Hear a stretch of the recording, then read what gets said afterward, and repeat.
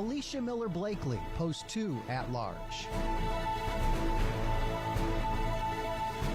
Bernetta B. Lanier, District 1. Dietrich Leggett, District 2. Linda Wilder Bryan, District 3.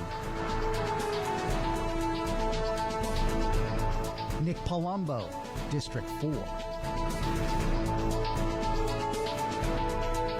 Dr. Estella Edwards Shabazz, District 5. Curtis Purty, District 6.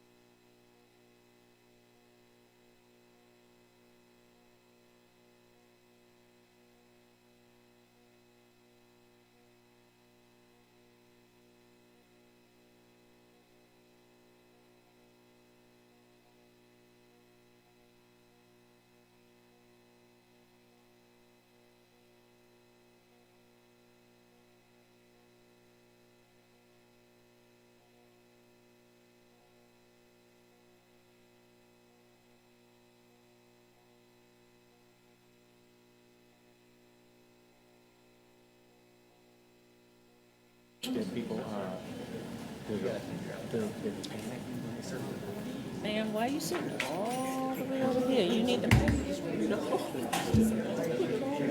Oh, okay. All right.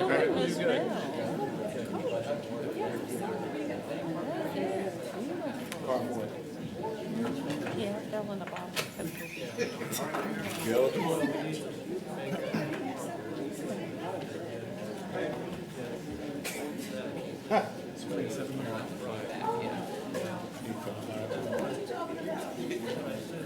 You all right? How many days you didn't have time? I want me a grip for every day I did. Pushing me up. Mr. Clerk, if you would please call a roll. Yes, sir. Mayor Johnson, Present. Mayor Pro Tem and District 5 Alderwoman Dr. Estella Edwards Shabazz is not here yet. Chairman and District 4 Alderman Nick Palumbo. Present. Vice Chair and District 3 Alderwoman Linda Wilder Bryan. Good morning, ready, let's go. Post 1 Alderwoman Carolyn H. Bell. Present. Post 2 Alderwoman Alicia Miller Blakely had a doctor's appointment. District 1 Alderwoman Bernetta B. Lanier is not here yet. District 2 Alderman Dietrich Leggett. Here. And District 6 Alderman Curtis Purty. Here. Mr. Mayor, you have a quorum. Thank you. I call this workshop of the Savannah City Council to order. Good afternoon. We're going to ask Alderman Curtis Purty from the 6th District to lead us in a word of prayer. Thank you, Mr. Mayor. It is a beautiful day, and I hope that we spend this time together joyfully, but at the same time, being that it is a beautiful day, I hope that we get out and enjoy it. For this Is that your prayer, sir? For this is the day that the Lord hath made. We shall rejoice and be glad in it. If you would, please join me in prayer. Lord, we are honored and blessed to be here today, surrounded by a strong community and our colleagues rooted in culture and faith. Lord, we pray for the strength and knowledge to preserve our community's history while providing new opportunities that will impact generations to come. And may we celebrate each year preparing for future generations to carry forth that story. the story and the culture that makes our community here in Savannah so special and so unique. Lord, may we leave this place with purpose to serve our community and love one another. In the name of God the Creator, Christ the Redeemer, and the Holy Spirit. Amen. Amen.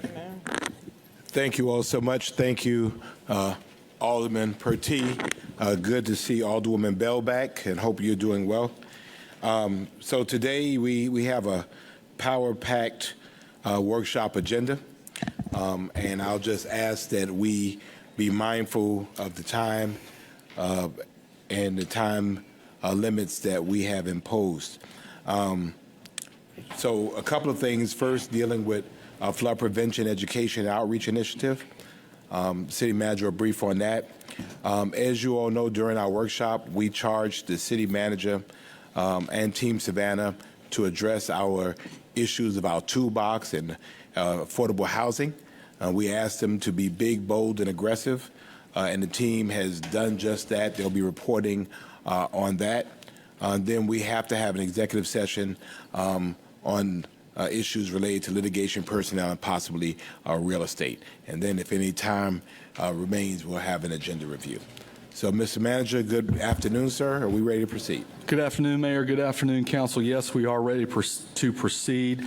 We have two important topics today that Team Savannah will give a briefing on to Council and hopefully spur a discussion with Council on next steps. First is our flood prevention, education, and outreach initiative, which will be brief, and then a more fulsome discussion around the affordable housing policy, which we will introduce after the flood prevention, education, outreach initiative. I'd like to welcome up Chief Gene Pravat and his team, his amazing team, to talk about flood prevention, education, outreach.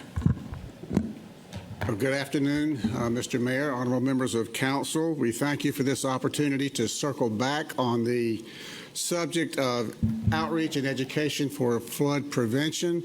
We sent you a report back in early August on some of the things we were going to be doing. This is timely. We're on the verge of the beginning of the fall leaf drop season, which has its impacts.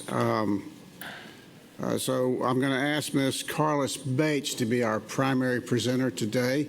We have several things to share with you. I understand we do have one technical glitch, so we're not going to be able to show you one piece of what we wanted to share, but we'll get that to you under a separate communication. But everything we have today sums up to about 8 or 10 words, depending on how you say it. And that is, put waste in its place and only rain down the drain. So I'm going to ask Ms. Carlos Bates to come forward and take up the lead speaking role here. Ms. Bates is our recently promoted. She was our education and outreach coordinator in the sanitation department. She is now special projects manager in that department. She has been, yes.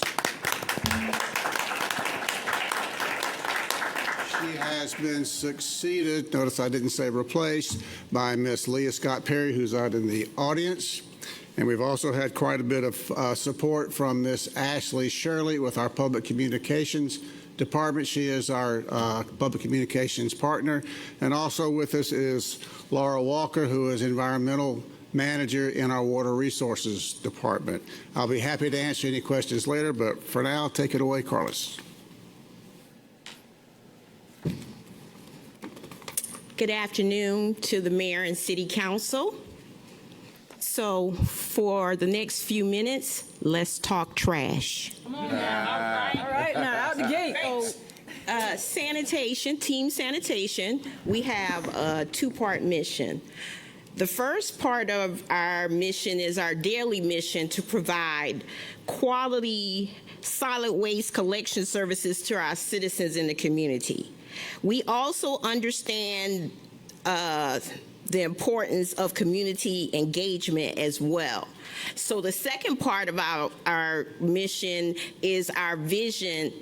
The second part of our mission is our community vision, and we want to make sure that we're engaged and informing the citizens about that how to dispose of their waste, and how to put waste in its place.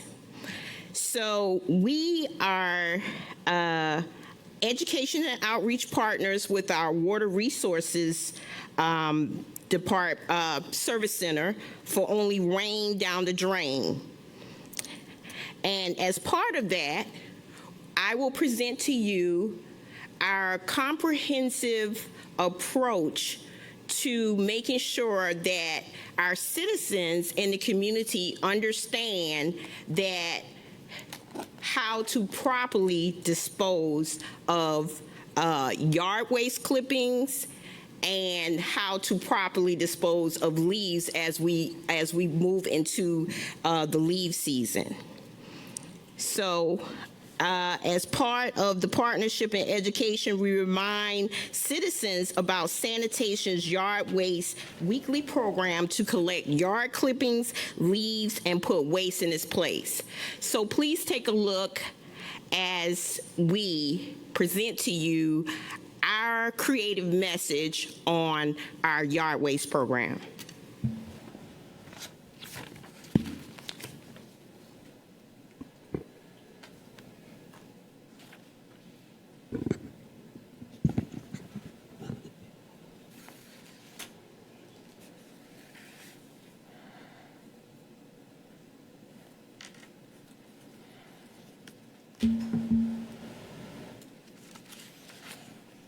Savannah helps you keep your yard clean and beautiful. Almost anything that grows in your yard can be picked up as yard waste by the City of Savannah. Leaves, grass, and sticks can be placed into biodegradable brown paper bags or your own container that is less than 32 gallons. No plastic trash bags, and do not put yard waste in your trash carts. Also, don't put trash, bottles, bags, and food in your yard waste. Ugh. Put those in your trash cart. No, we will not take an entire tree. Come on, man. But do you have larger branches? We'll take those too. Just cut them under 4 feet in length and place them in small bundles. Make sure they are less than 12 inches in diameter and weigh less than 40 pounds. Remember, someone has to pick them up. Please, no more than 15 biodegradable bags. Your yard waste should take no more than 5 minutes to remove.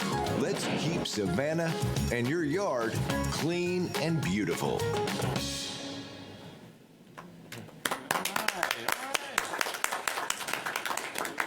Thank you.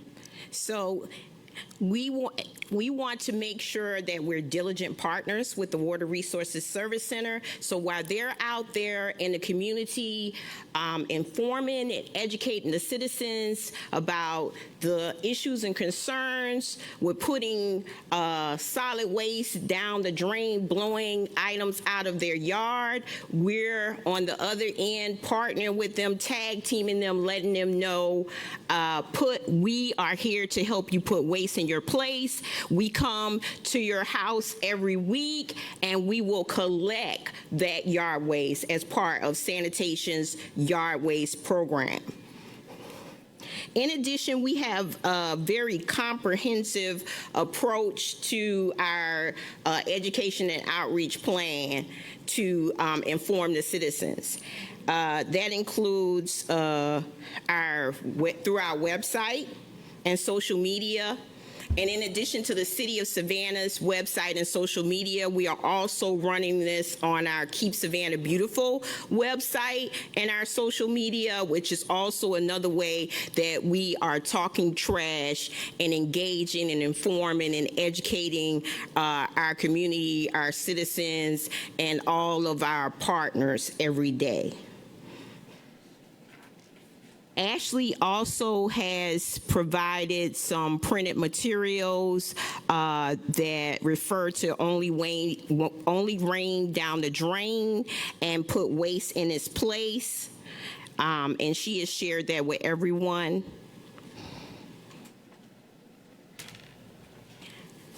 And that is our approach to only rain down the drain and waste in its place. Thank you. Thank you, Carlos and Ashley and Jean. Great work. We're happy to answer any questions. We'll remind we've got a pretty fulsome. Yes, ma'am. Yes. I'm excited. Ms. Bates, I love doing things with her. She actually, from doing the pandemic, sitting down with her and trying to do the, what is it? We called it Rock the Block, and it started in the 3rd District. And so congratulations on your promotion to Special Projects Manager. Okay, so I think that this was supposed to be about stormwater, right? But what I've seen is mostly about the trash. So let's talk trash.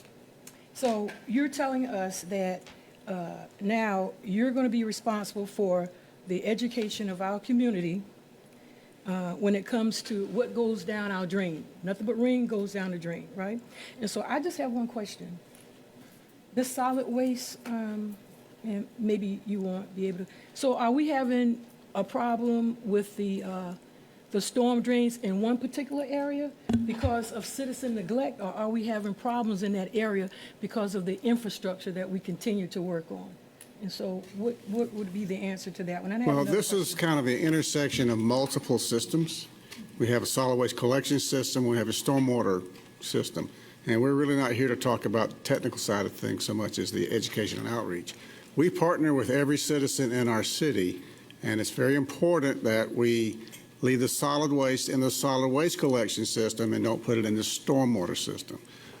We have issues from time to time of leaves getting into the street. You know, we sweep throughout the city. We have the yard waste program.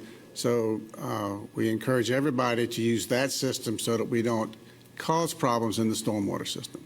So are you saying that, well, when you say that we're not here to tell them the technical side, I believe that our citizens deserve to know the technical side if they want to know the technical side. Because when they look at a process, they only see how it affects them right then and there. They don't know that it has something to do with maybe our infrastructure is not up to par, or it's because I went through communities and I've seen Pampers that we'd have to remove them out of there. And so technically, that is something that technically they need to know about. Understand that the video that we couldn't get up to run today addresses that very directly. Okay, great. It says, don't put your solid waste in the drainage system. And we're very clear on that. And we want that to be just almost like a mantra, an ongoing message to everyone, that's the way those need to be separated. I understand that, but I'm a visual person too, and if you say you're talking about stormwater, I would want to have more information about stormwater. I know how you're saying that they're paired together, and I know you have an amazing Ms. Bates going to be, and congratulations to Ms. Perry too. But, you know, from this perspective, you know, as a citizen, I want to know why we're here. Yeah. Right? And these PowerPoints are great. And I know we asked about this in August and you're revisiting that. But the PowerPoints that I would want to see is what did you do between August and now that's not on a PowerPoint, but something that we can gauge to see if you're in fact doing that. Because we've had a lot of rain, right? Good. And that's affected what's going on in the storm. And so what have you done between when we had the meeting in August and we asked you to come back to tell us what we needed to do different? What do you have in place that's a stopgap? Alderwoman, just to make sure we're clear about why we're here, several times a year the city manager comes to us and we talk about the mechanics of the storm drain process. What we found, particularly last storms, that there is a technical side and then there is a behavioral side that affects the technical side. And so hence, I think the presentation was staff's response to our need to help change behavior. When people are saying things are not being picked up, well, there's a reason why, because they're too big.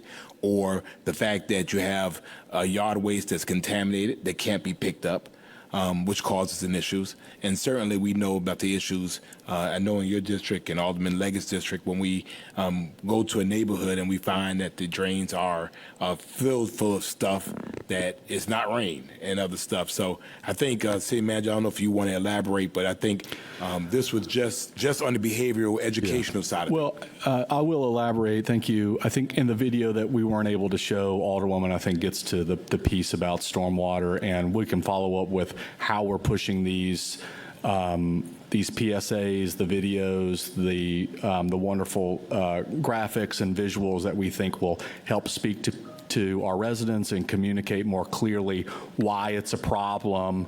For instance, for people to rake their leaves into a stormwater drain, or to for contractors who we call out specifically to wash out their, concrete mixers into stormwater basins.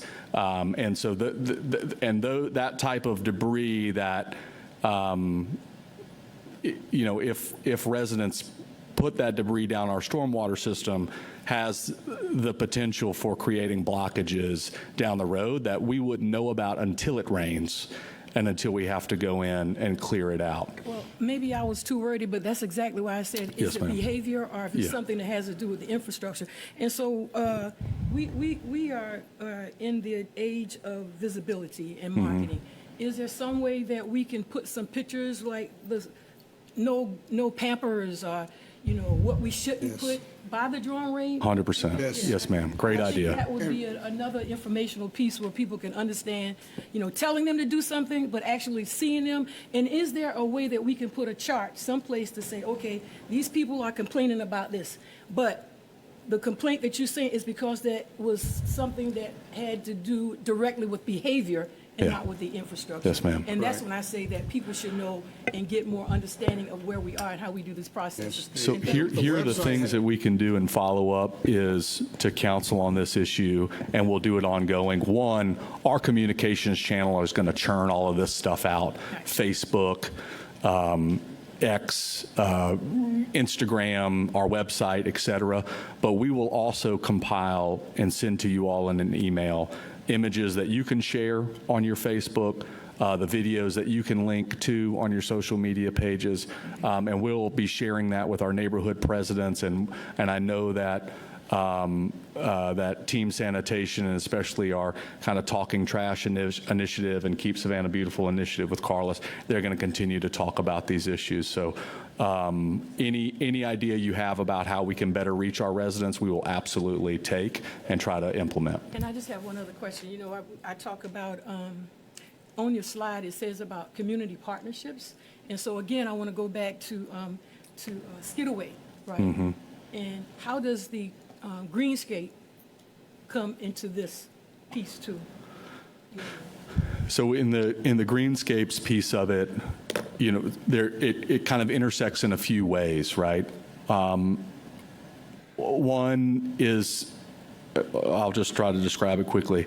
So if debris ends up in a storm drain or we litter on the street, it's often that debris is going to end up in our stormwater system. It's going to get washed into a ditch, into a canal, into an underground pipe somewhere. And the more debris that enters our stormwater system, the more likelihood that we're going to see blockages in our stormwater system that's going to impede it working the way that it needs to do. And that's why people see those vac trucks out when it's raining. When rain starts coming out of those storm drains and it's not supposed to be coming out, it's supposed to be going in, we know there's a blockage and we get those vac trucks and clear that debris out. The other thing that I think you're talking about too, or which I think about when you said is when residents see litter along our streets and our sidewalks, when people see litter in our ditches, in our greenscapes, it reinforces behavior that litter is okay and acceptable. And we have a responsibility on our end, on our maintenance end, to, when we're going out to clean our drainage basins and our greenscapes, to take great care of how we're collecting all of that litter. It's a really challenging issue, but it's one that when we don't, it just creates a permission structure for other people to feel like it's okay to litter. Thank you for your presentation, but one other thing. We have adopt the streets. Is there some way that we can incorporate adopt a drain? Yes, Okay, absolutely. We have updated the website so that all these are more conveniently accessible in the same place, and Adopt a Drain is part of Then I that. have another question, and it's because somebody asked me. Some yards, okay, sir, I'm hurry up. Some yards are bigger than other yards, and so how do you know when that 15th bag has been collected? Are you writing something down and I can ask you later, but how do people determine, okay, I got the 16th bag, they're going to charge me for that? Or are they going to come back? Is it one time that week that you collect that, and the next day is 15 all over again? Because people need to know these kind of things. The limit for yard waste is 15 bags or containers per week. Okay. And if it's one over here and there, it's not a big deal. If you put out 40, that's a problem, yes. Thank you, Alderman Leggett. Thank you so much, Thank sir. you, Mr. Mayor. Thank you, Mr. Favette. Ms. Bates and Ms. Perry, also, I just wanted to make sure that as we push out information that you guys, like the city manager is saying, that we get some talking points, because before it get to you and we were at the neighborhood association meetings, they're asking us questions. So please, if you may, just give us some talking points that we'll be able to just give out the information to the residents, because I had a question from a resident that I was going to bring today, why trucks are not going in certain lanes and they're going down other lanes. And I've even asked that question myself. I know that houses are being built bigger, and some of our lanes that we haven't addressed yet, they're smaller and our trucks are bigger, that they can't travel down the lanes, and all of the receptacles are in the front of the houses. But I just need some information, if we can do it afterwards, some information to be able to give the residents so they'll know why the trash trucks aren't going down certain lanes, but they are going in other areas, going down the lanes. That's the first one. And then my second thing is, do we have a process, or are we thinking of a process? And I was just speaking with them about enforcement of the lawn care services who blow these debris down those drains. Is it something that we can do, or is there a process we want to put together, something that we can forward to 311, that we can enforce those services from blowing it down the lane or down the drains? We continue to put that word out. We understand that not everybody follows that. We're not exactly where we can patrol and address that, but when we see it, we do address it and advise them they cannot do that. And if it's a code officer, they can cite them. But if the residents see it and we take a picture of it, can we forward it to 311 and hopefully cite those companies, if we get the tag number or the side of the name of the company that's doing it, and forward it to a 311 system? I think that gets to be a legal question. We can certainly have a conversation, but as to actually cite somebody for an infraction that we don't observe, I think that's problematic. So to add on to that, Alderman Leggett, I think it kind of depends on the evidence that a resident would issue to 311. If it's very clear that somebody's causing an infraction, then we may be able to go ahead and make a citation. But I think the thing that we can do is, if a resident puts in 311 to say, hey, there's a contractor down the street that looks like they're using the storm drain illegally, or we've got a persistent neighbor or a persistent landscaper who's, blowing leaves into the storm drain, then that allows us to go and provide some targeted education and maybe some forceful education around what's permissible and what's not, and hopefully we can correct the behavior that way if we can't, catch them red-handed, so to speak. Okay, thank you, Mr. Mayor. Thank you, and that includes contractors work on behalf of the city of Savannah. Yes, it does. Thank you. Alderwoman Shabazz.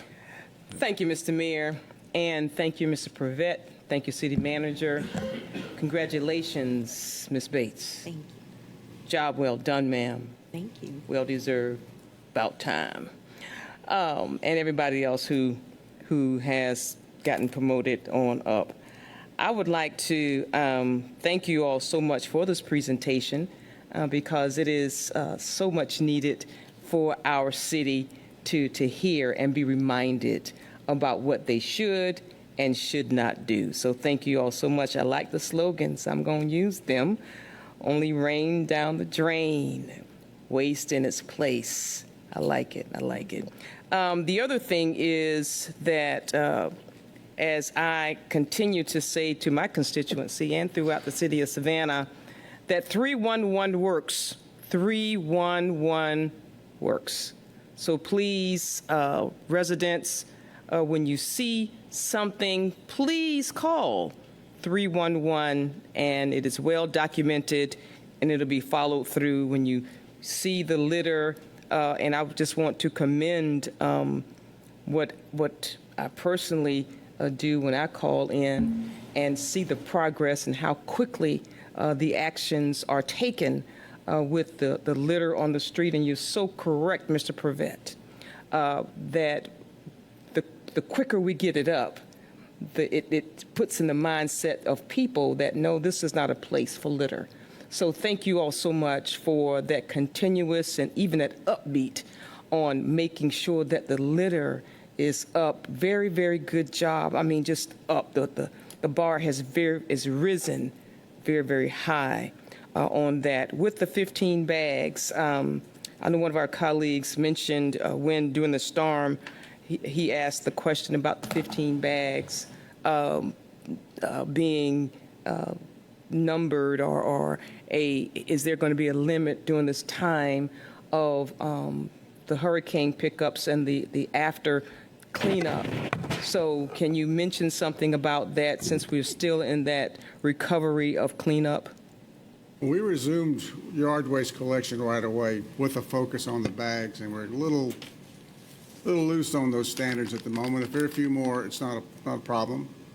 Again, we get these larger places where somebody's got 40 or 50 bags. You know, we have to complete an entire collection route in a day, so that gets a little problematic. Sometimes we can circle back by, but so far it hasn't seemed to be a problem. Okay. And the other thing that I want to ask is to, I'm just putting this out, sort of offbeat of what we're talking about, just a little bit. And the question I'm being asked all the time now is, when are they coming? When are the leaves, are the branches, are the tree stumps, are all those things, when are they coming? And as I heard the mayor said during his briefing on Tuesday, I echo the same thing, is that they are coming. That's so right. Can you talk to that a little bit? Yes, ma'am. So we will be putting out updates to the community twice a week via our communications department, which will be updating the community on where crews are and where crews are going to be, and how much debris they've been able to collect and move away to the collection sites from the last period in total. I want to remind folks that we estimate that there are 300,000 cubic yards of debris in our city. There are 20 crews working every day, 20 crews working every day to collect that debris off of the right-of-way and near the right-of-way, and truck the debris to Dean Forest Road, where we have our collection points. We are going to be working over the next several weeks to do anything we can to speed up the collection, whether that's finding more places to dump the debris that's a shorter distance away, and increase the crews, or to do things that we can with our own sanitation team to help augment that.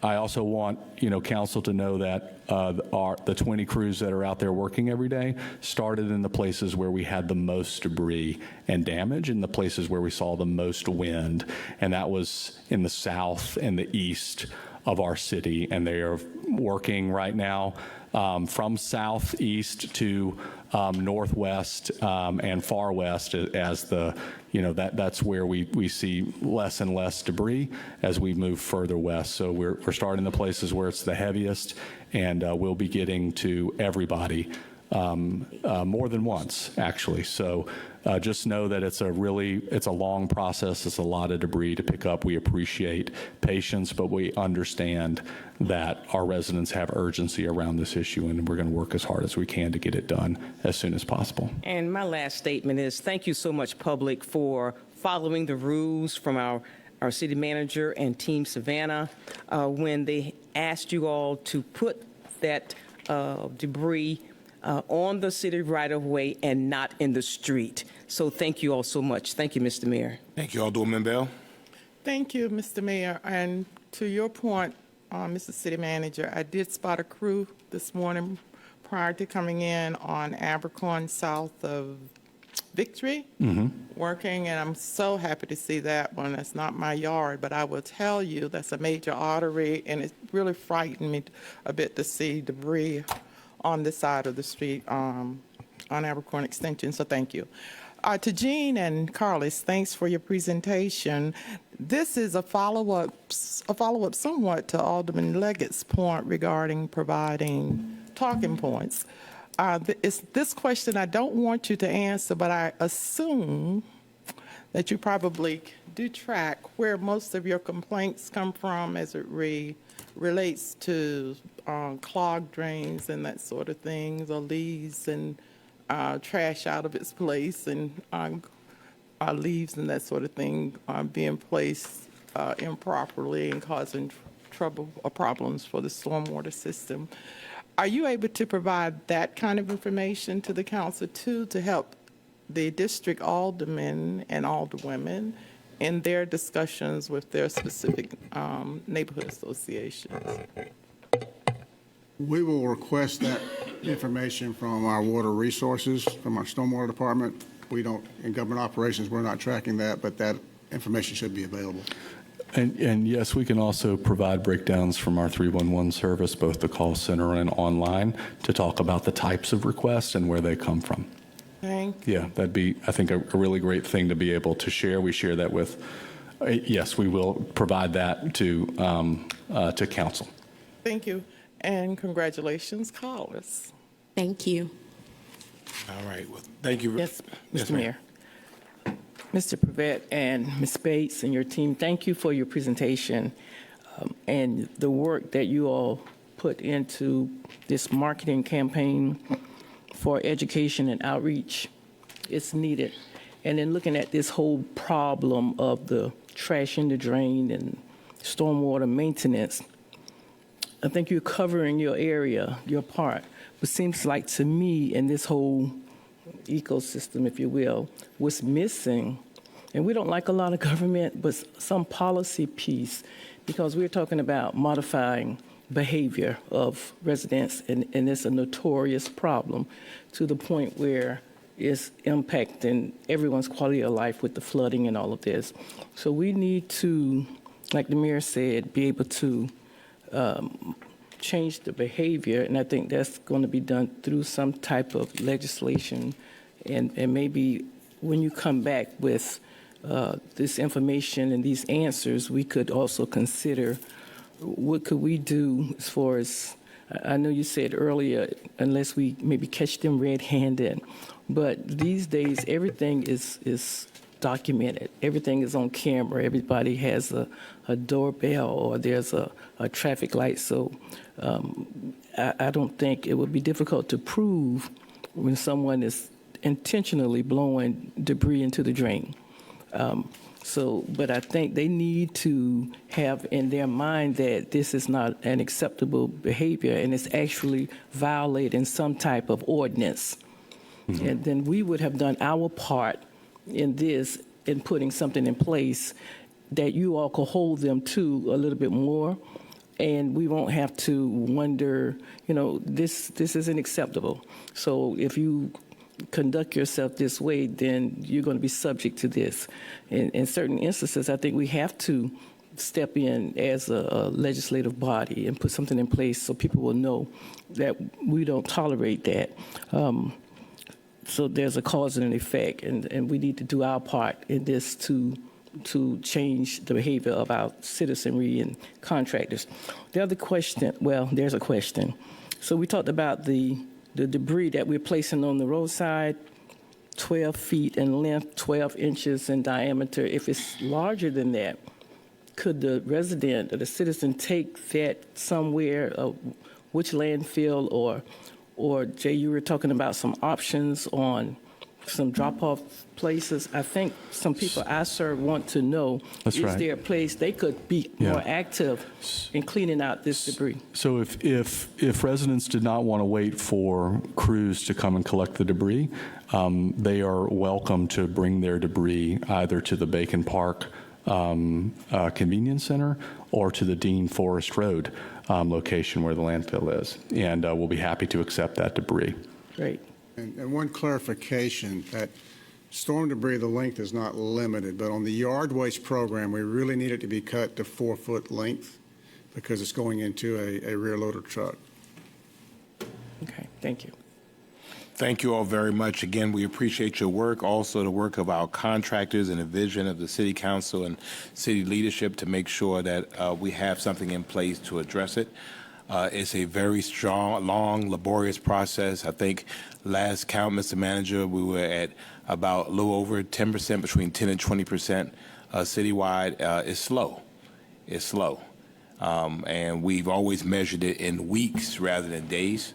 And we just hope we have nothing to interrupt it before we get finished. So, thank you. And there's a reason why the federal government provides 90 days for reimbursement, because it understands how long it takes, and two, that the crews that are available to pick up debris are now spread across 4 states. Right.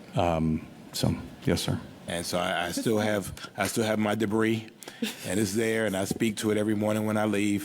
And the grass under it has turned brown, but again, in a grateful mode, I'm glad that it's just debris. That's right. We have partners and neighbors that really have a much harder way to go. They're picking their houses out of the ground. So, yes, ma'am.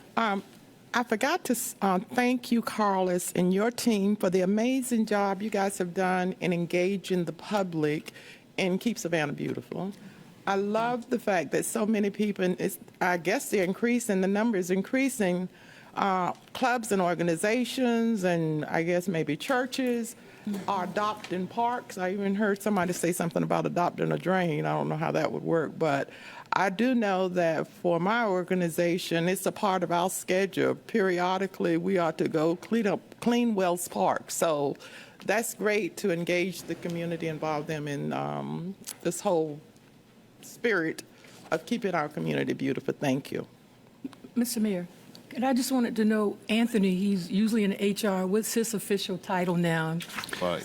Anthony is our administrative coordinator.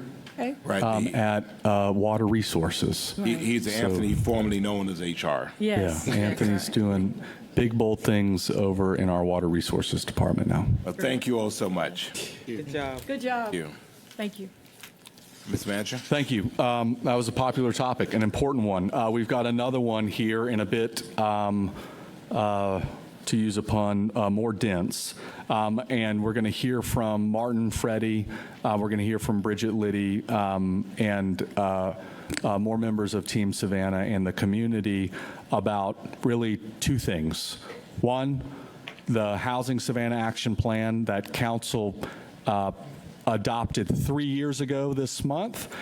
Some progress on that. We'll try to move through that quickly, as well as some things that are happening now related to the Housing Action Plan. And then we're going to move into a more deep dive discussion into a ordinance proposal that will be coming to council very soon. It recently passed with a recommendation to approve from the MPC, which is an affordable housing rental density bonus program and the restoration of what many advocates and policymakers refer to as the missing middle housing. So with that, I'll turn it over to Martin Freddie.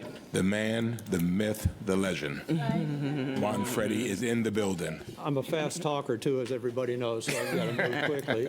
Thank you all for your support over the years. A lot of what you're going to hear and see about the progress that's being made is because of your support.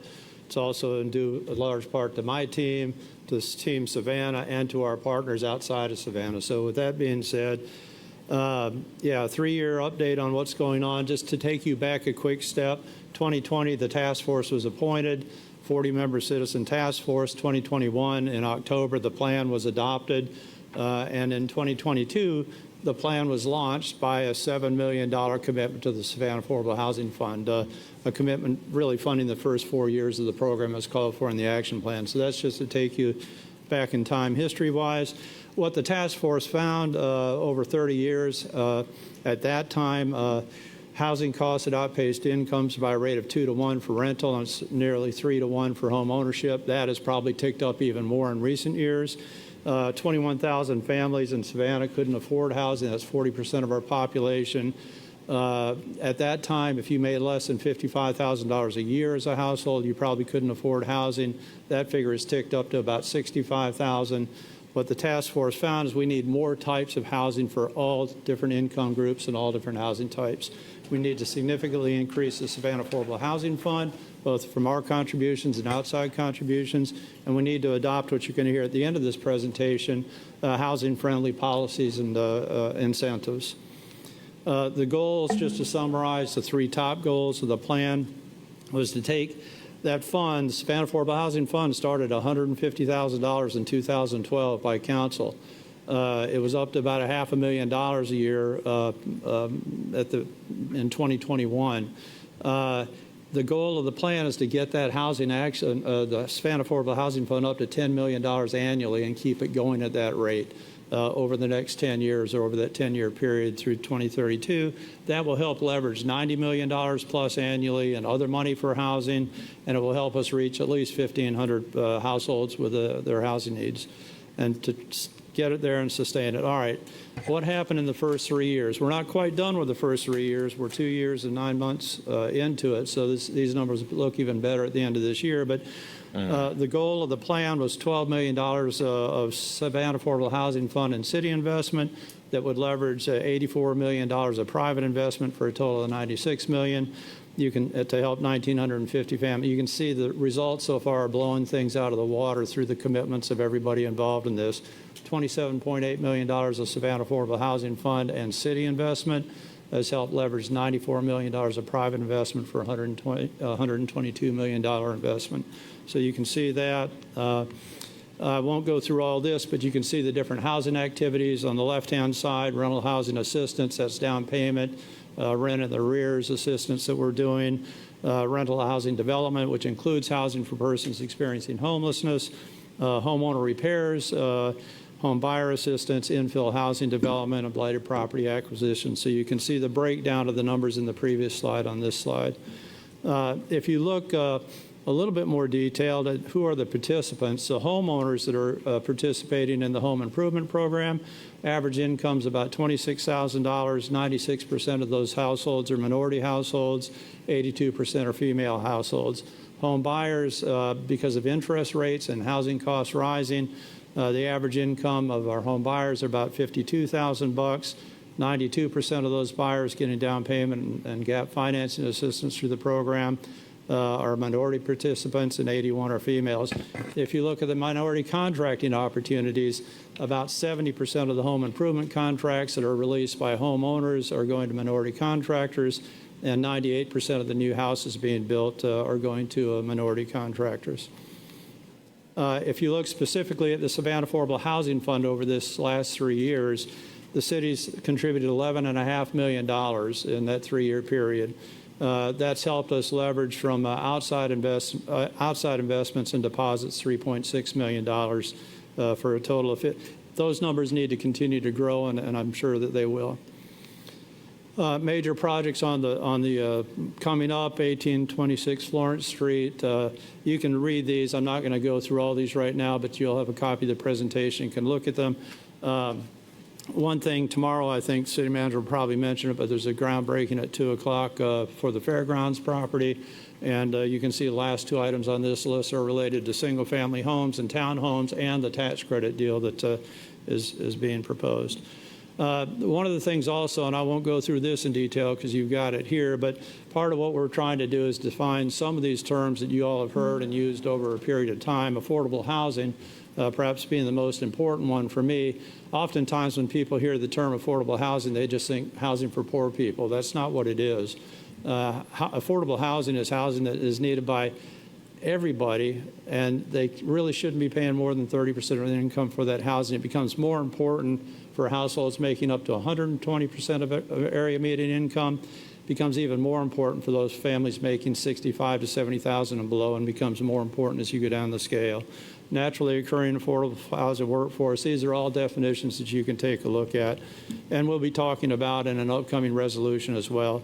This goes into a deeper dive of different housing terms that you've come across and heard. Bottom line is that all these different income categories that are mentioned here, they all have one thing in common. They need affordable housing. And by that, not just affordable housing, but quality affordable housing.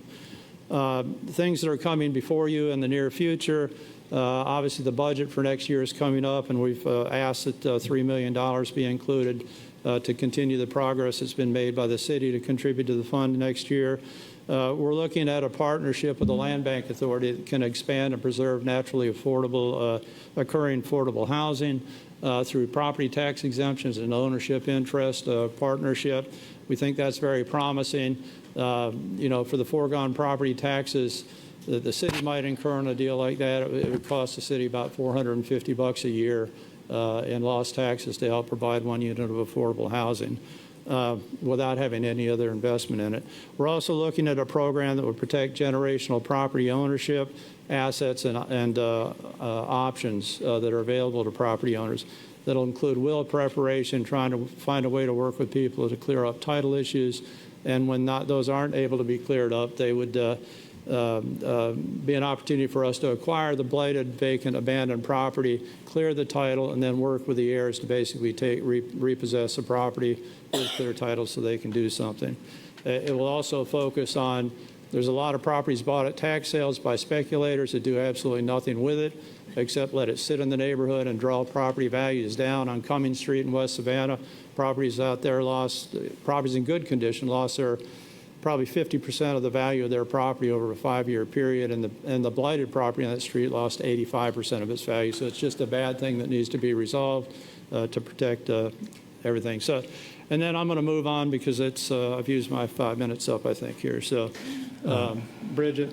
Well, let me just put an exclamation point on some of the things that Martin said. Obviously, we've done a tremendous job over the last 3 years and longer, specifically with Martin's leadership and the team with Anita Smith-Dixon at CSAH and Allison Goldie at the Land Bank Authority, as well as Housing Savannah, Inc. and Laura Lane McKinnon and all of the partners that we have that are moving this work forward.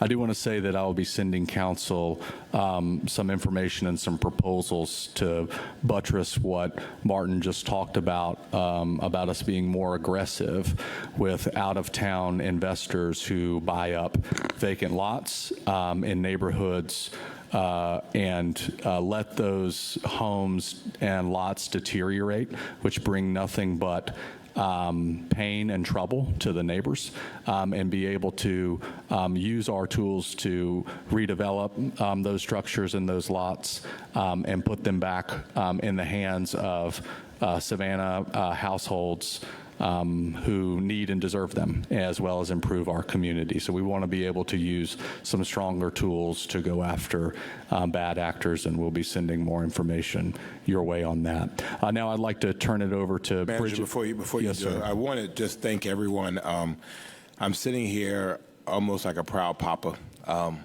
When I got elected and took office in 2020, Savannah had never had an affordable housing plan. And I remember in our initial discussions about it, we wanted to be big, and we wanted to be bold, and we were going to include everybody.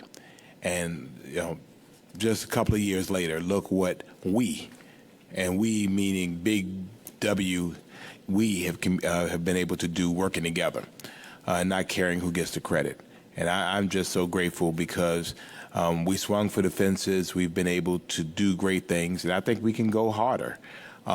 This is one of the defining issues for our community and our community's continued viability. And I just want to thank Team Savannah, Taffany, Martin, and all the folks who have been involved, several city managers, city attorney, our Affordable Housing Fund with CHSA, all of our partners.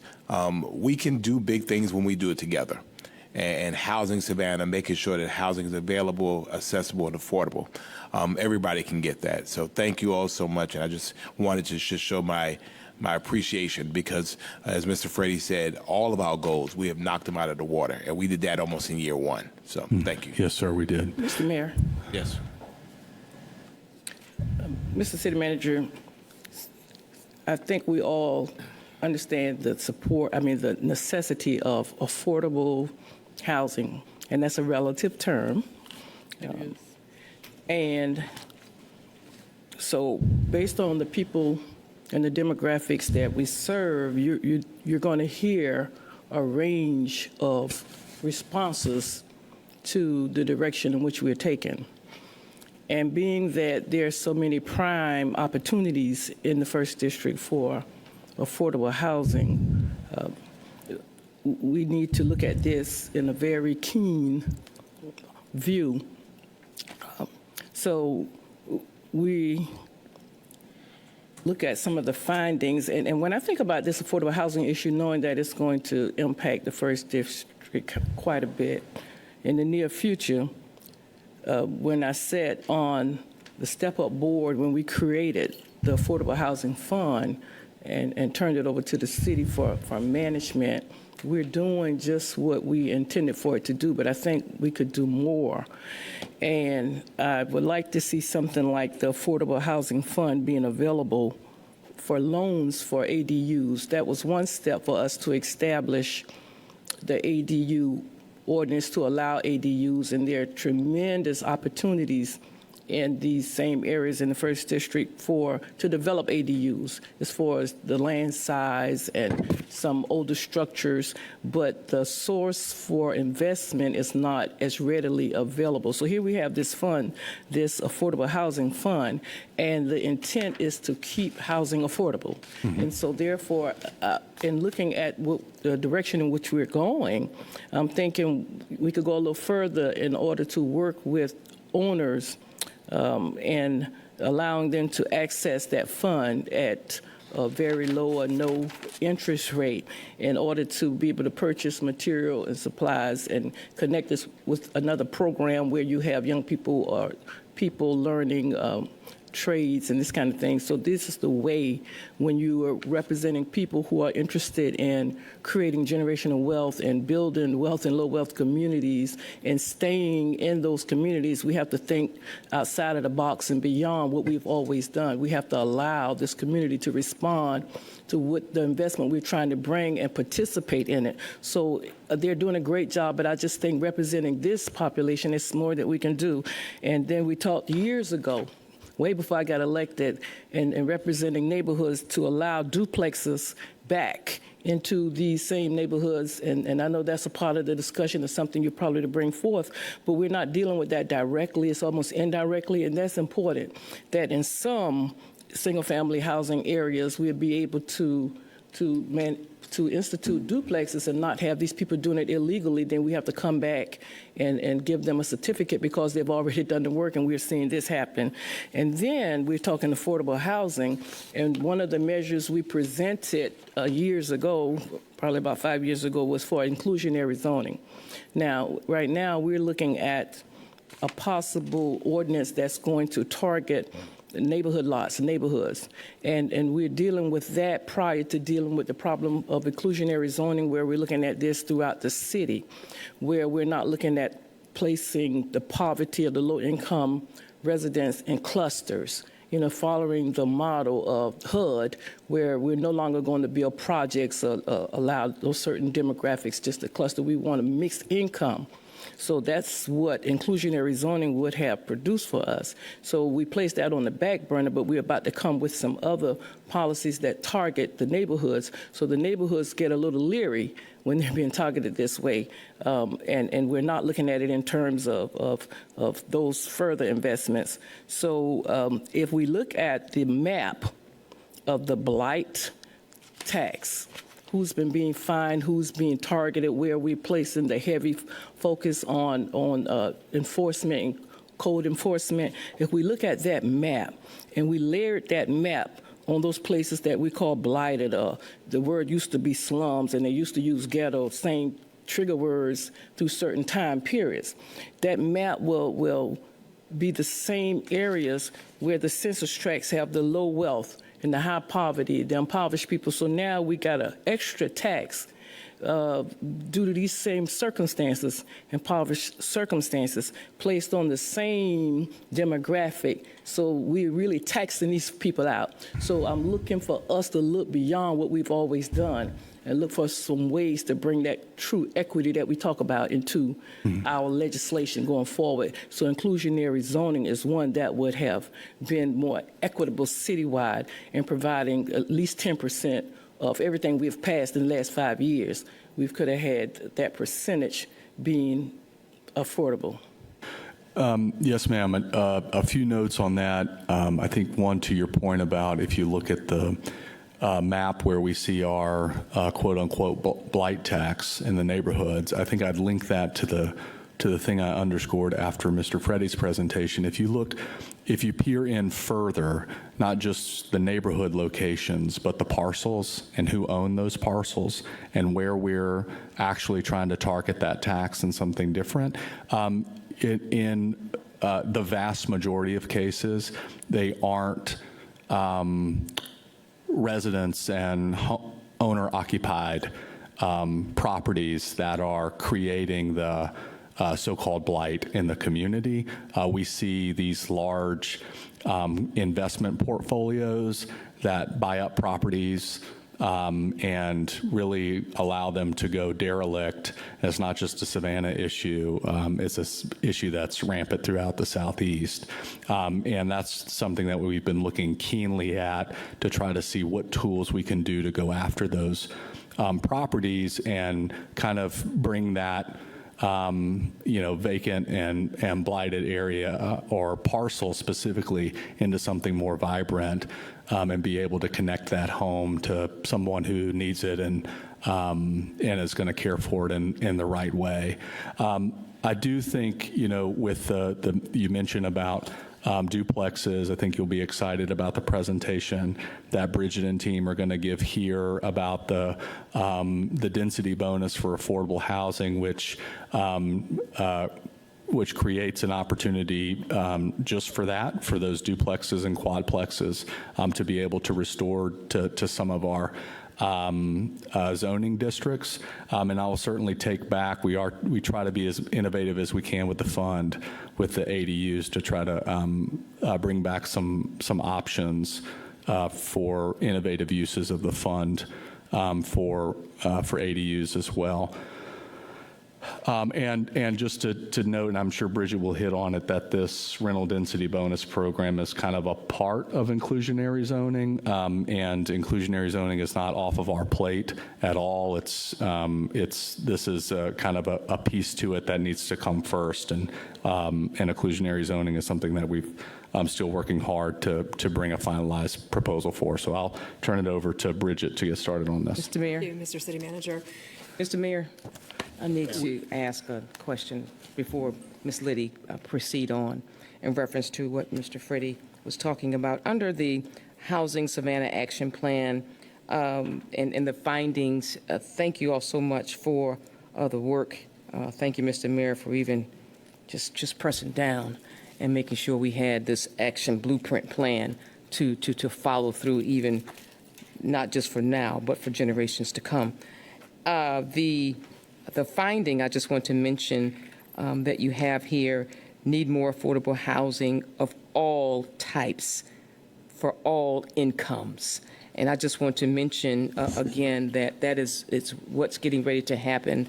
We're going to be breaking ground on tomorrow at the fairgrounds at 2 o'clock.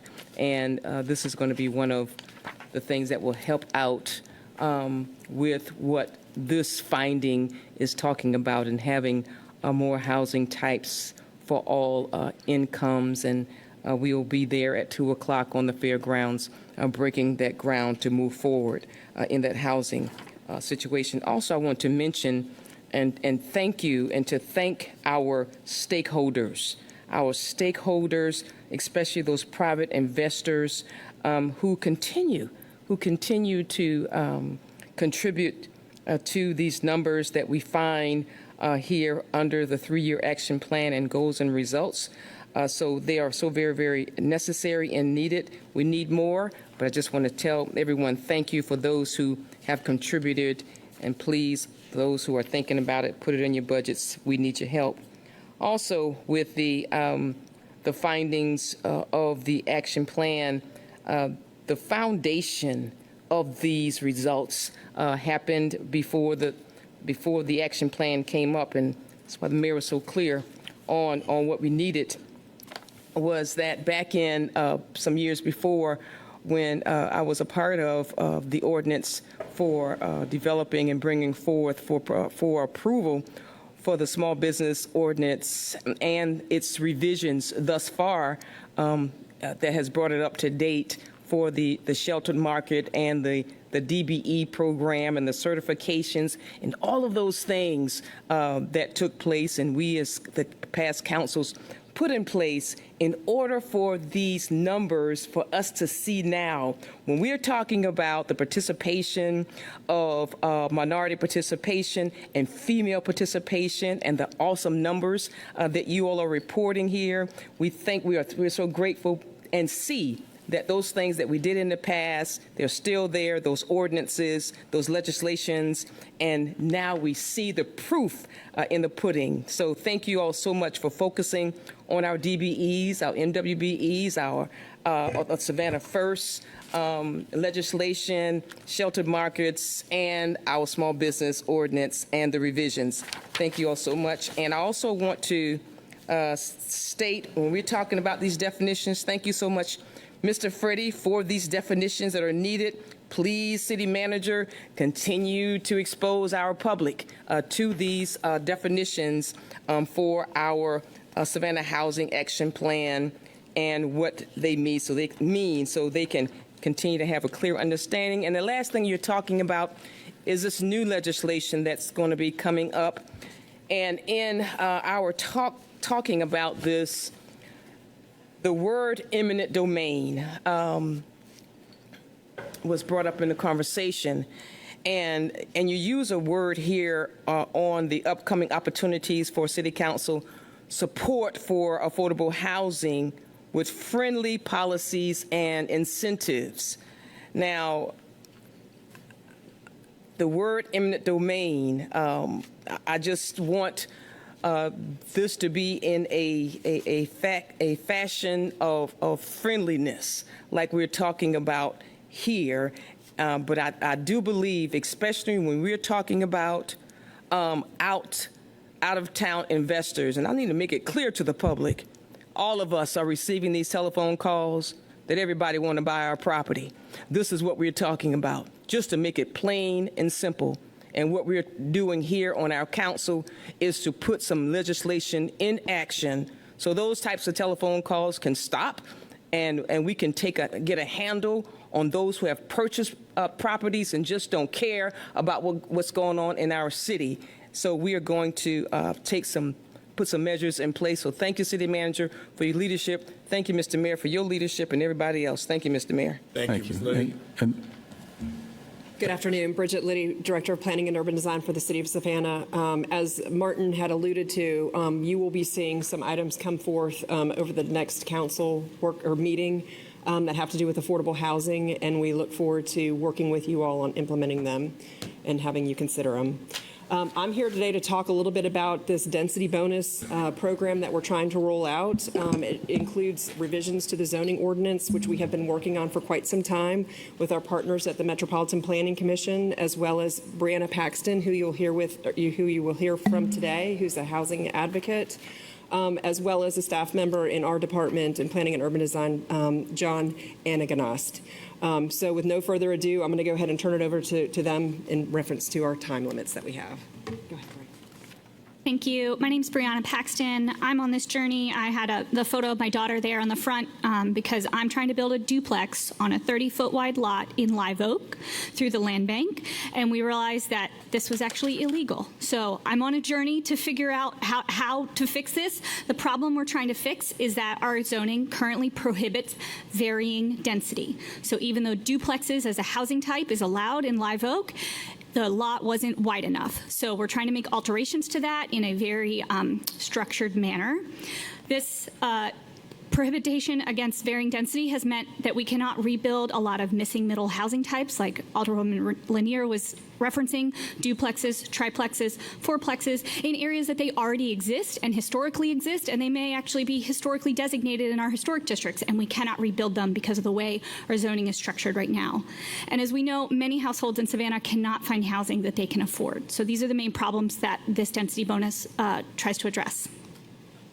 These are all pictures of existing missing middle housing types in the proposed zoning districts. It'll apply to the traditional districts, and all of these are currently illegal to rebuild, and this is the type of housing we would like to see more of. These research and graphics are pulled from a Savannah resident, Emma Cavello, who did this as a volunteer, and just wanted to share an update, from 2023. Today's statistics, the area median income is around $56,000, and for a homeowner, right now the average median sales price is $324,000. That means they have a gap of $140,000 to try to afford the median sales price.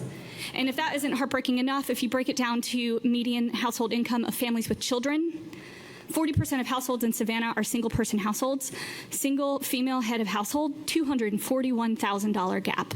Absolutely unsurmountable to be able to afford a house in Savannah with these statistics. On the renter side, it's not much better. We see an over $500 a month affordability gap in terms of what's on the market and what the area median income can afford. So providing more housing opportunities is going to help us decrease these inequities.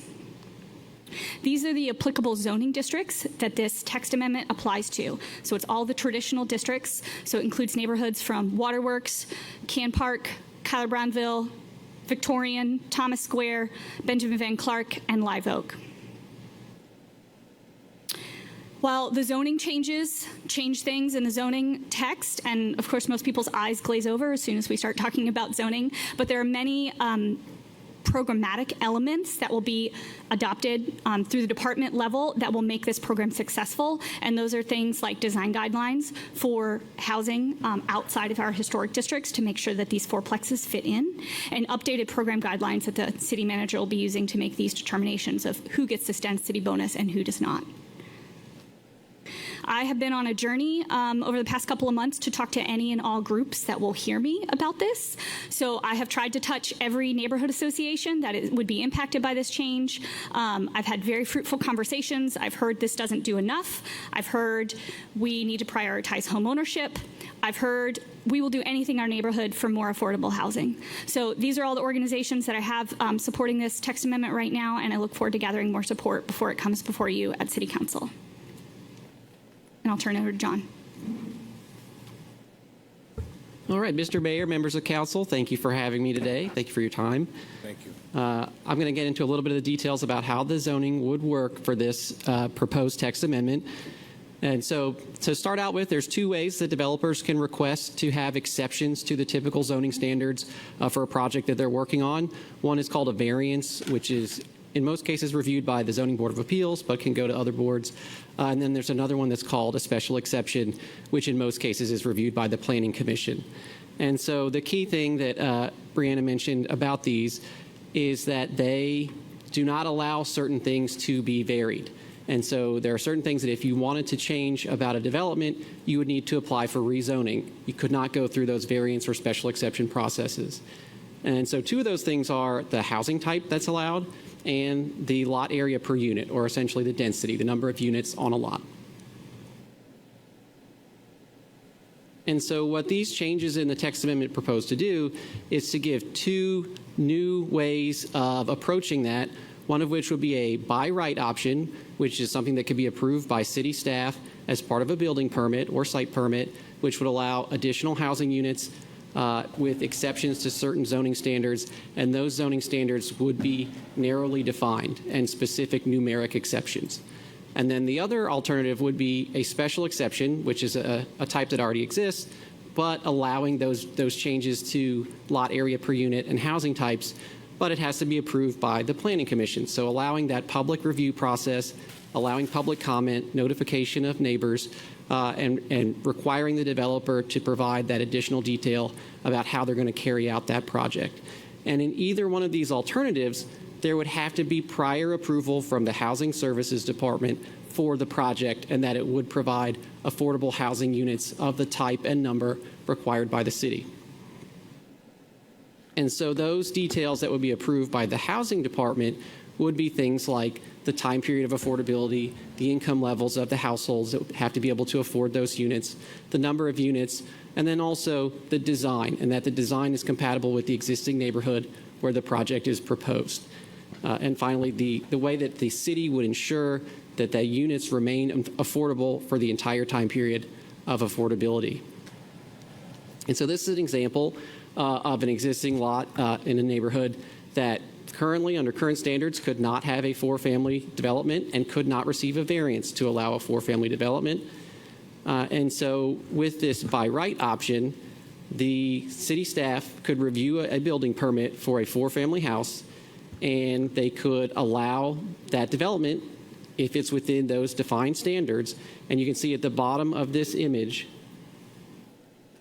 the key thing here is that under the current standard before this text amendment, this type of development could not be approved without a rezoning. With the text amendment, it could be approved by city staff. It would allow 2 additional dwelling units, and at least one of those would have to be an affordable unit as certified by the Housing Services Department. And so that's the kind of opportunities that can be created by the text amendment to allow those 2 different pathways, either a staff approval for a small exception or planning commission approval for larger exceptions. And so I'm happy to take any questions that you have. Mr. Manager. Thank you. And to, again, kind of put a finer point on some of these issues, there's 2 types of ways that we tackle affordable housing production. We do so in policy and in the ways that we support households to afford housing or buy down the cost of housing so that housing can be sold or leased at an affordable rate. And then there's zoning and development, and how do we, in our zoning ordinance, allow for the creation of housing that supports more affordable units. And in this specific ordinance which we're proposing, it would be required that the unit be affordable for the variance that would be granted by right or otherwise, and that we would have an enforcement mechanism, usually a financial vehicle, by way to provide the sticks and carrots for that developer over the course of 20 or 30 years to ensure that that unit is affordable. Ladies and gentlemen, I think just before we get to your questions, we charge staff in the midst of this to look all over, find ways we could do it legislatively, ways we could do it through zoning, ways we could do it structurally. And we recognize in doing this that some things have not always led themselves for affordability. And so what you see here is the staff's response to our initiative to make sure that we find ways of creating ways in the toolbox to help make things be more affordable. To Alderwoman Lanier's point, I constantly, continually ask about the inclusionary zoning, but I do, it's on the burner. I just think that this is, to the city manager's point, this was the precursor to getting to where we need to be on that end. But I know that they are, they're prepping that to come to us. So, are there any questions about this? Yes, ma'am. First of all, thank you for your presentation. Mike. Thank you for your presentation. Mr. City Manager, under the existing modification processes, can you explain to me why a person who is wanting to go and get a variance can go to 3 different people? You know, that's kind of confusing to me. The Zoning Board of Appeals, the Planning Commission, and the Historic District Board of Review. So if one of those entities denies, they can go to another one. How does that process work? Because, you know, when a person completes an application, are they letting the other 2 entities know that this person is applying for a variance? How do we know that we're not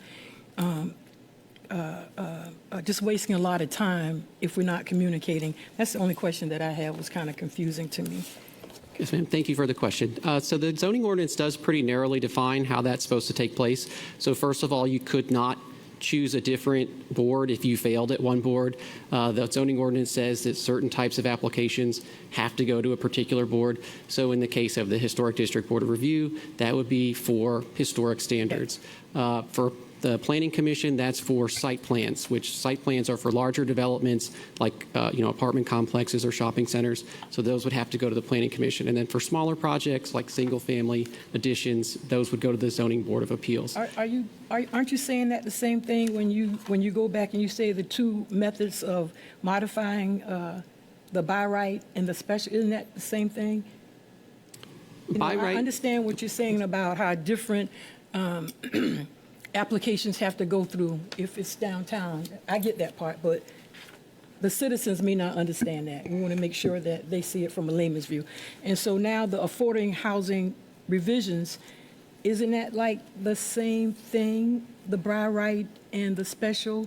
It depends on how large it is, where they go, and what you guys can actually approve without going through those three processes. Just, can you?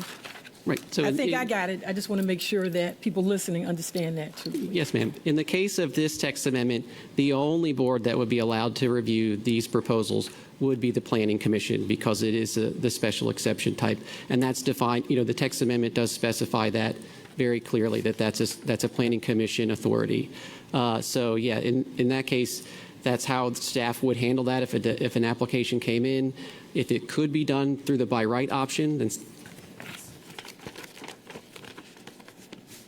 Oh, right. And yes, there is a maximum size for the by right option. So it's only up to 4 family. So duplex, 3 family, and 4 family. So yeah, if you were proposing an apartment with more than 4 units, you would have to go through the special exception no matter what. Yes. Just wanted to make that clear for people who are listening. Thank you so much for your time and energy and effort.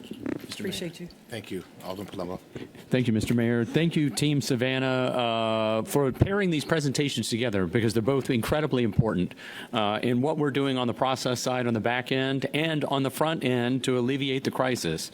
We know that the affordable crisis will perpetuate well into the future as long as we have a housing shortage. So we need to address the housing shortage and provide those incentives at the same time to make up for lost time. And to Ms. Paxton's comment, we know that whatever you do in public life, you will always have your detractors. But I wanted to commend you in particular, one, as a volunteer and a resident to come and deliver such a thorough and thoughtful workshop, holding our own with some of Savannah's finest. So well done. And to commend Ms. Gavello as well for participating. And I believe that a healthy democracy requires our finest educated to come and participate and give back.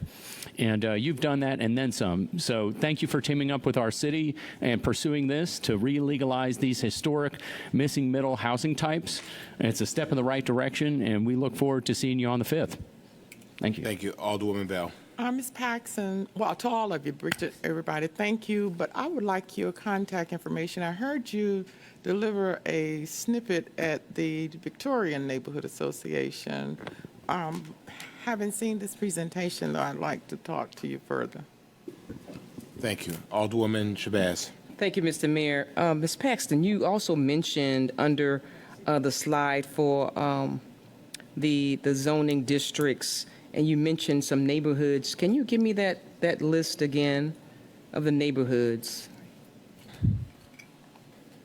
Let me click back, sorry.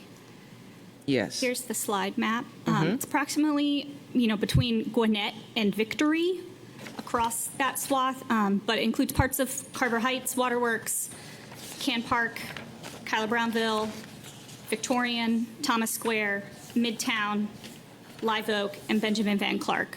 So these are all defined in the zoning ordinance as to what can be a traditional residential, traditional commercial, or traditional neighborhood in the zoning ordinance. So that's laid out there pretty well. Thank you.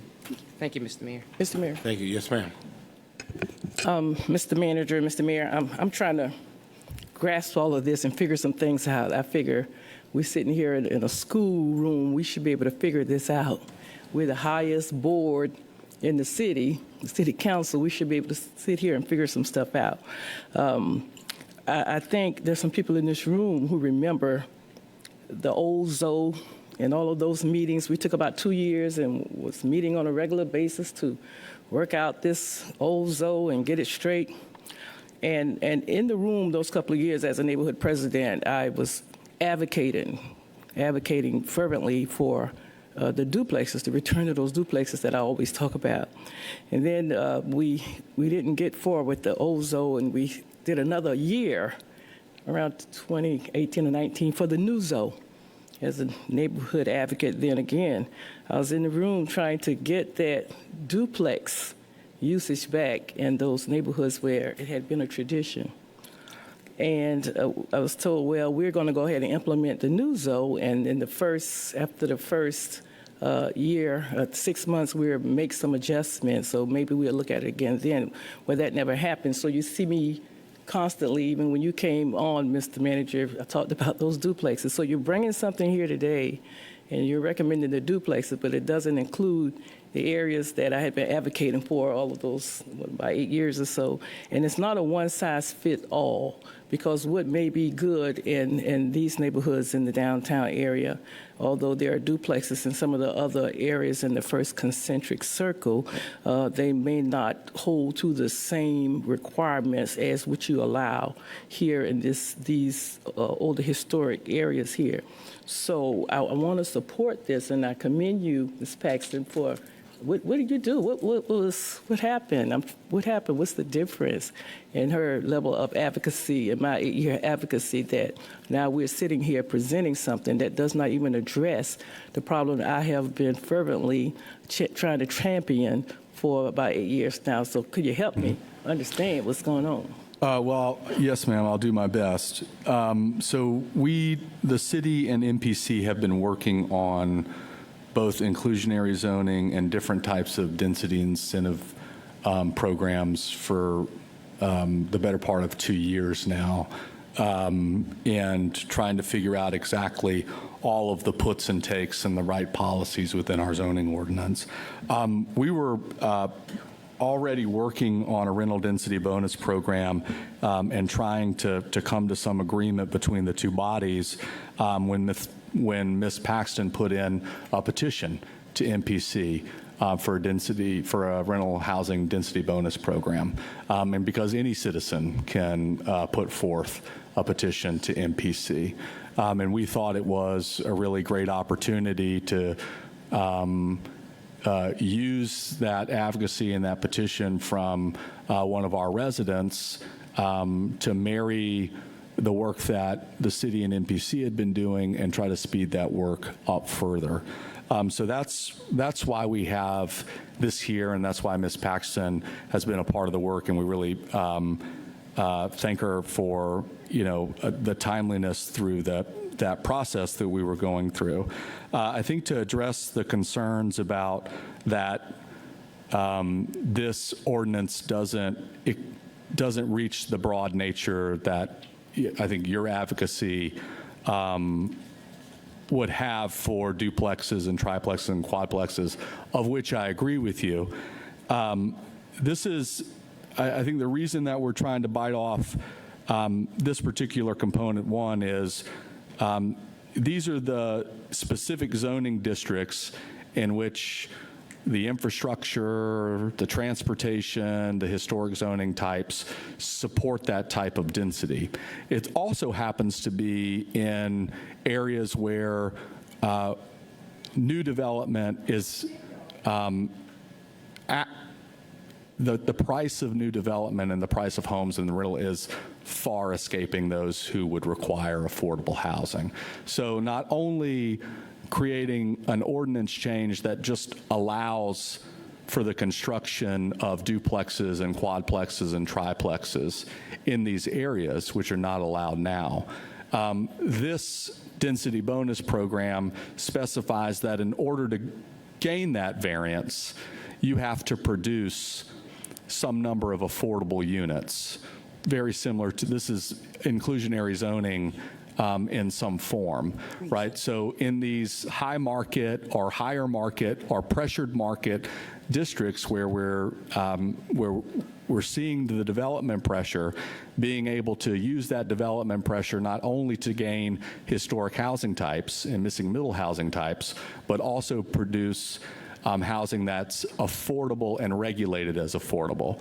And I know we talked about affordability and the term affordable housing kind of being a catch-all phrase or or something that could mean a lot of things.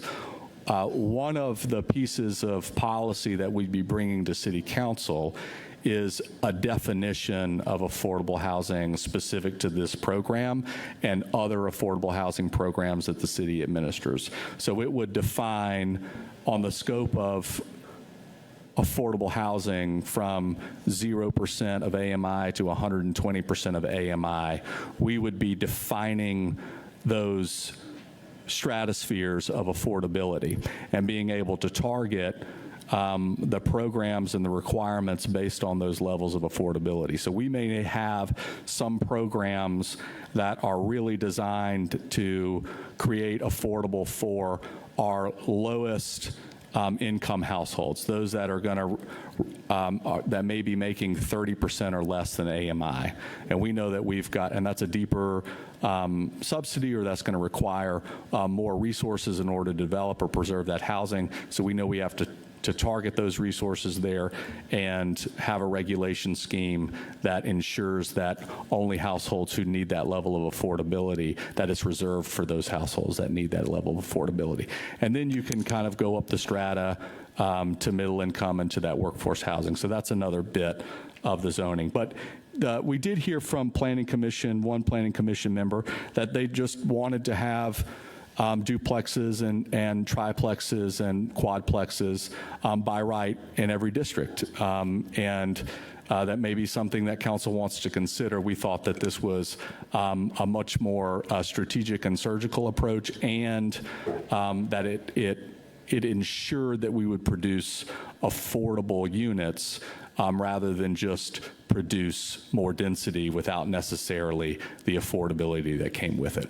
Mr. Melder, you talk about a petition that was recently submitted and getting us to this point. Now, the way we did things then, we showed up year in and year out. We showed up 2 and 3 years. We got elected by neighborhood organizations, and we showed up and we placed the issue on the table, and it had not surfaced to this point. And now you expect support on passing legislation on the duplex. When I sit here and try to get duplexes in the area for 8 years, that's not going to happen. So all of that talk doesn't mean anything to these people who are over here building illegal duplexes because they do not fall under these new zone rules, when the city have to come behind them and give them a certificate of occupancy after the fact. Now, we're not dealing with this, so when it comes back, I need you all to stretch a little bit and do the work that's been coming to this table for 8 years and deal with this issue of duplexes that these residents and these people are requesting. And now we're going to pass this for this area and not for the people who've been trying to get it done all of these years? Now, let's call it what it is. Alderman, I believe it's just a presentation. Well, that's why we have these conversations. Okay. And we need to have these publicly so we could be transparent in what's going on. Now, y'all could do better. Congratulations to the young lady getting her issue. You know, it wasn't that easy for someone who's actually sitting on city council to get this same thing done in the areas that I represent. So come back with something, or are we going to have to let the people come here themselves? They send us year in and year out on this issue, Mr. Melder. We could do better than this. We're going to have to. And that's why these people are getting ran out of these communities. We got a different set of standards in one area than in the other. And we cannot continue with this disparity. That's it for right now. Thank you very much. Are there any other burning questions? We are at time. And again, the city attorney has requested an executive session that we need to get done today. Mr. Mayor? Yes. I move that we enter executive session for the purposes of litigation. Hold a second. So, Mr. Manager, what are your next steps? I know you wanted to present this in accordance with council's desire that you float it, you take back feedback, and you come back. Do you have a timeline on how you want to proceed on this? We thank council for the workshop, and we'll take the feedback, and once we believe it's ready for council approval, I'll put it on the agenda. Thank you very much. Alderman Palumbo. Thank you, Mr. Mayor. I move that we enter executive session for the purposes of litigation, personnel, and real estate. Second. Been properly moved and seconded that we enter executive session for purposes of real estate, personnel, and litigation. You've heard the motion. All in favor indicate by saying aye. Aye. Opposed? Motion passes. We stand in recess until 2 p.m. And into executive session. Thank you, Mr. Manager. Thank you, Team Savannah.